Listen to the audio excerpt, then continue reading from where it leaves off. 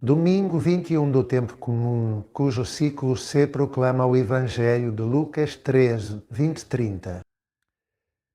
Naquele tempo, Jesus passava por cidades e aldeias ensinando e dirigia-se a Jerusalém. Um homem perguntou-lhe: Senhor, são poucos os que se salvam?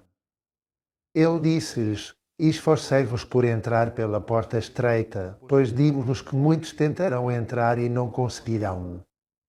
Quando o dono da casa se levantar e fechar a porta, ficareis de fora e batereis à porta dizendo: Senhor, abre-nos, mas ele vos dirá: Não sei quem sois. Então começareis a dizer: Comemos e bebemos contigo, e tu ensinaste nas nossas praças. Mas ele vos dirá: Não sei de onde sois. Afastai-vos de mim todos os que praticais a iniquidade. Ali haverá choro e ranger de dentes. Quando virdes Abraão, Isaque e Jacob e todos os profetas no reino de Deus, mas vós fortes lançados fora, e virão do Oriente e do Ocidente, do Norte e do Sul, e sentar-se-ão à mesa no reino de Deus. Vede, há últimos que serão primeiros e primeiros que serão últimos.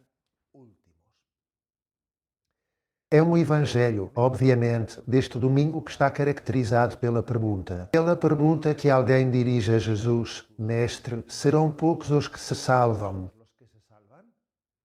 A pergunta é desafiante. Estamos na época das estatísticas e também em temas religiosos. Que percentagem acredita em Deus? Que percentagem vai à missa? Então, a partir dos parâmetros atuais, a pergunta teria cabimento: que percentagem poderá salvar-se? No entanto, Jesus não responde a essa mentalidade sociológica, estatística. Ele não está para saciar curiosidades.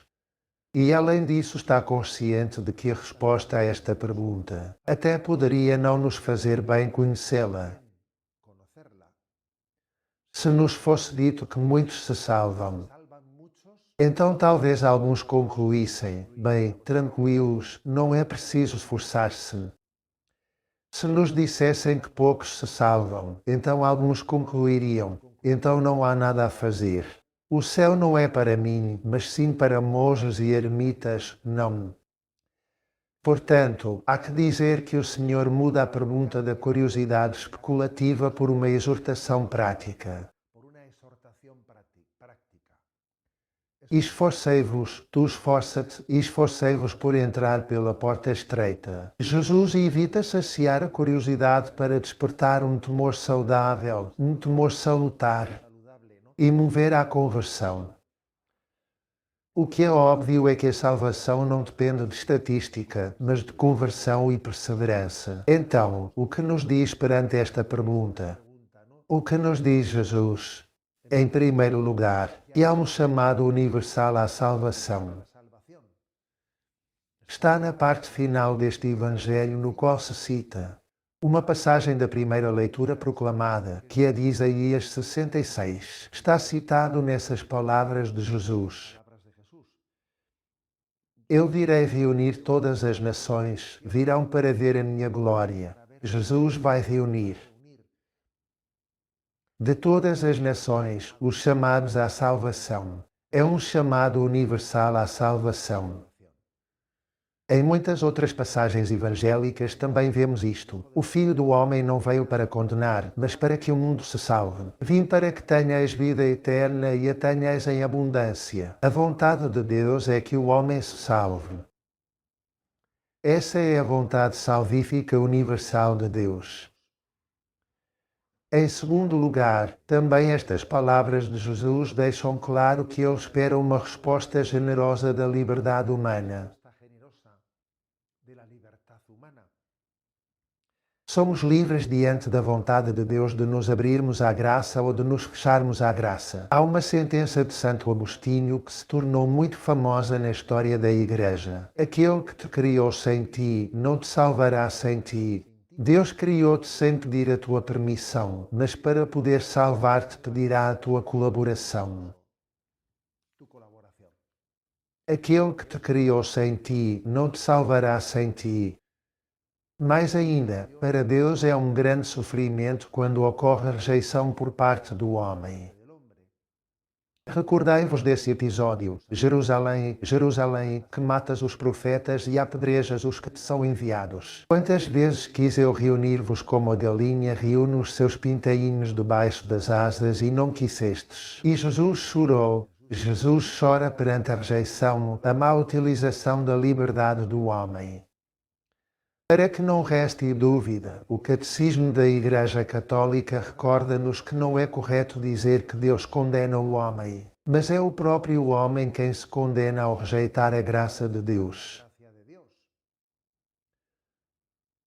Às vezes imaginamos o juízo de salvação ou condenação como uma decisão de um juiz arbitrário, como se a minha salvação dependesse do juiz, não da sua benevolência ou severidade. Quando, na realidade, são as nossas próprias obras que nos julgam e dizem-nos qual é o nosso lugar, se a salvação ou a condenação. São as nossas próprias obras que o determinam, não. Então, isto é o que manifesta o Evangelho e a grande pista que nos dá o Evangelho, a grande resposta. Não é a de saciar a curiosidade de quantos são, mas esforcei-vos por entrar pela porta estreita. O que é a porta estreita? É o sacrifício diante da lei do mínimo esforço, obviamente.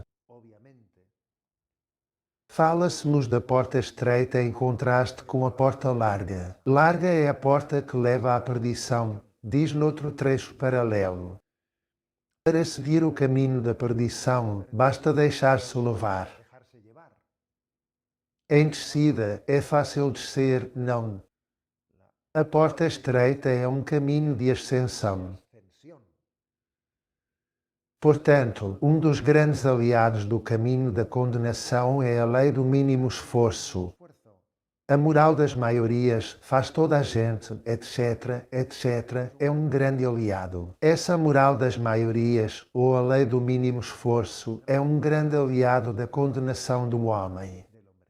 Pelo contrário, o grande aliado da salvação do homem é a imagem de Jesus abraçado à cruz. Essa é a imagem que é a grande aliada do coração do homem. O que é a porta estreita? A porta estreita é a verdadeira humildade e caridade.